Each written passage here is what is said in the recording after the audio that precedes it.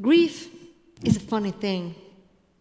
Not in a ha-ha kind of way, or a slapstick comedy kind of way where I step on a banana and slip and everybody laughs. But grief is funny in a sense that it's never the same.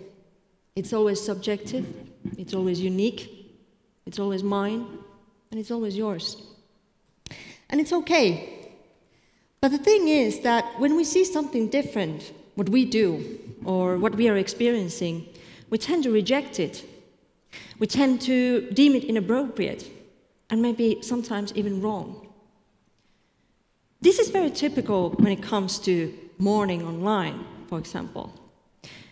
In my PhD study, I investigated why, where, and how people mourn online.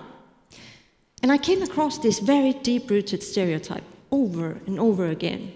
It came across in my interviews, in the survey answers, and even in media. And the stereotype is mourning online is not real mourning. It's a little fake. It's a little less than online mourning, than offline mourning. And the thing is that we turn to these kind of stereotypes when we're trying to seek explanation, when we're trying to find out why these people are doing different things that we do. And stereotypes are an easy and kind of convenient way to put people and things into categories, neat little boxes. According to this box, mourning online, it's not real mourning. When somebody dies, automation kicks in. We turn to rituals, because rituals, they help us know what to do. They tell us how to dispose a body. They tell us how, where, with whom, and how we can remember and honor somebody. They tell us what happens during a funeral, or even what we want to do during anniversaries. I'm going to tell you a little story from my fieldwork. I did a lot of fieldwork in different social media websites, from Facebook to YouTube, to Twitter, but I also wanted to investigate virtual worlds and online gaming environments. Second Life was one part of my research.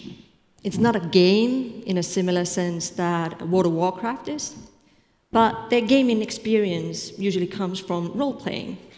And there's a lot of role-playing communities in Second Life. It's a virtual world where basically anything and anybody is possible. Even companies have used it for virtual meetings between their employees. And even universities have used it for virtual lectures with their students. But in this case, I wanted to investigate the kind of areas in the virtual world that people were paying respects and remembering the memory of their loved ones. I came across a role-playing community, group of role players, and they were playing this role-playing story based on the fantasy novels by author John Norman.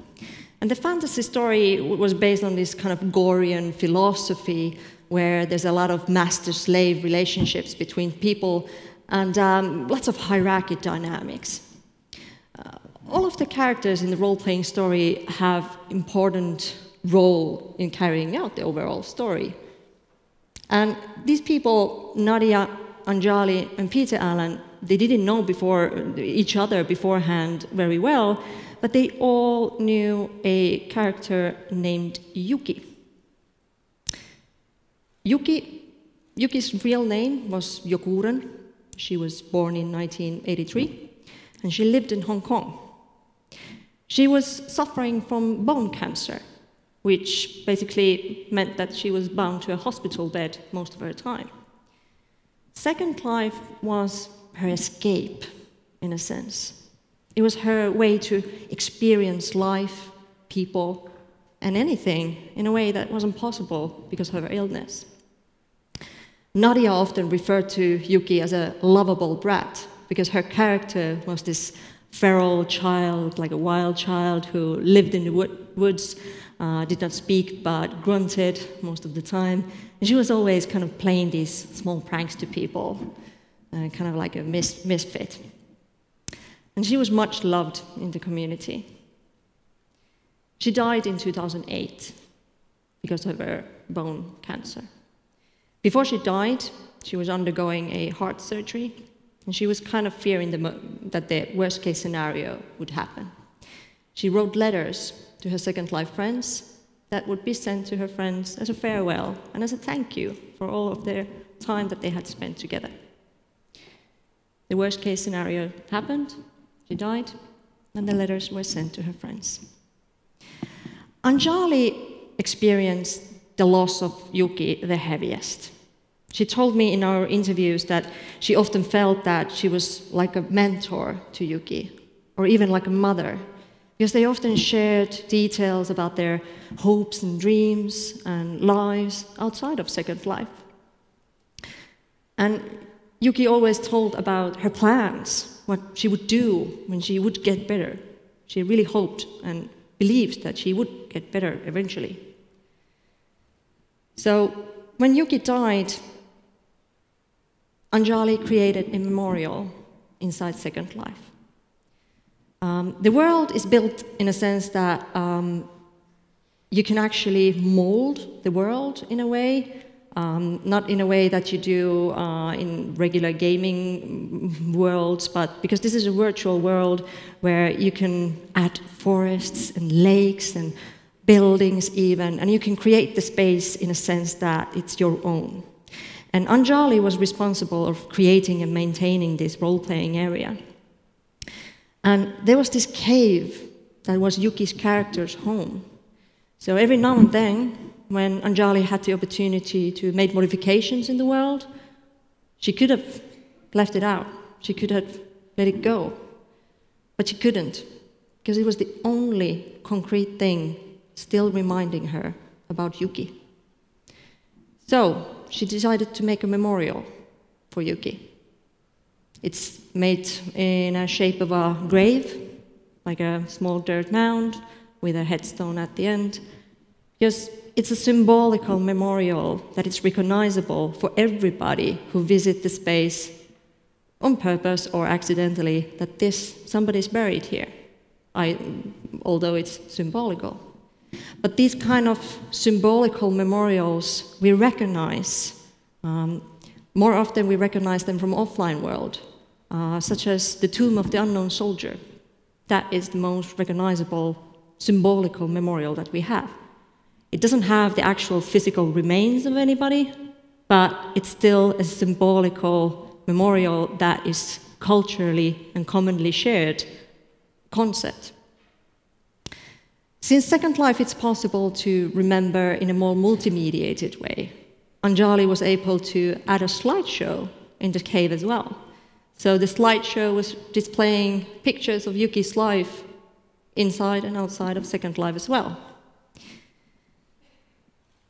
When Anjali lost her actual parents, she thought that, okay, I already have this space in Second Life where I go every now and then and pay respects and remember Yuki.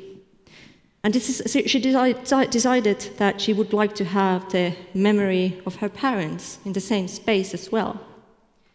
So eventually, the memorial cave became like Anjali's family crypt, where she could go and remember and honor the people that meant a lot to her, both offline and online. Now let's go back to the stereotype that I mentioned in the beginning. Mourning online is not real mourning. It's a little fake, right? The thing is that this type of attitude usually comes from people who are not experiencing grief at the moment. They haven't lost somebody recently. So this type of experience of sharing your emotions and your loss online feels a little alien. It feels different and it feels odd. We have now digitalized almost every single aspect of our lives, from our leisure to our work.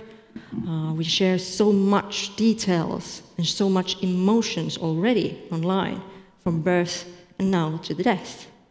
We share joy, we share cat memes, we share the pictures of our meals, selfies, even belfies. So much content. And death is the final frontier of this development. It is something that is naturally evolving from the way we use this technology.